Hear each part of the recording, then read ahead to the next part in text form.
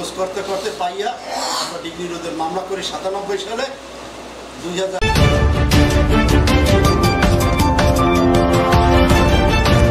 কি নাম আপনার? ফরিদউদ্দিন। ফরিদউদ্দিন, আপনি কি পেশায় কি আছেন? এখন আমি বর্তমান অবসরপ্রাপ্ত শিক্ষক। কে কামাল গ্রুপ, এদের সাথে যে ঝামেলা চলতেছে, এটার বিষয়টা কি একটু বলেন তো? বিষয়টা হইল এই জমির উপরে উনি বলছে আপনি আবার বলেন।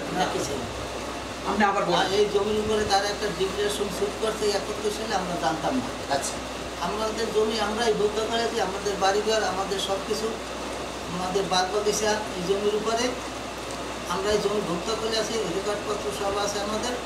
তারপর যখন আমরা জানতে পারি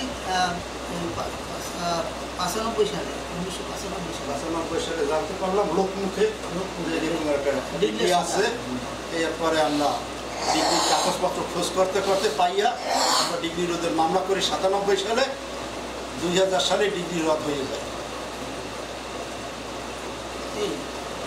এখন কোর্টে মামলা চলমান? হ্যাঁ, মামলা এখন চলমান।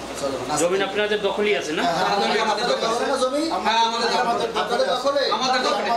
কাগজ বল আপনাদের দখলই আছে।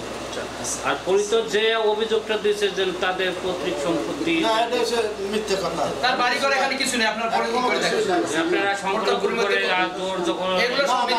কোনো কিছু আমাদের এলাকায় নাই। আমরা তো ব্যক্তিগত ভাবে না, আমাদের এই সমাজের ভিতরে অত্র অঞ্চলে 210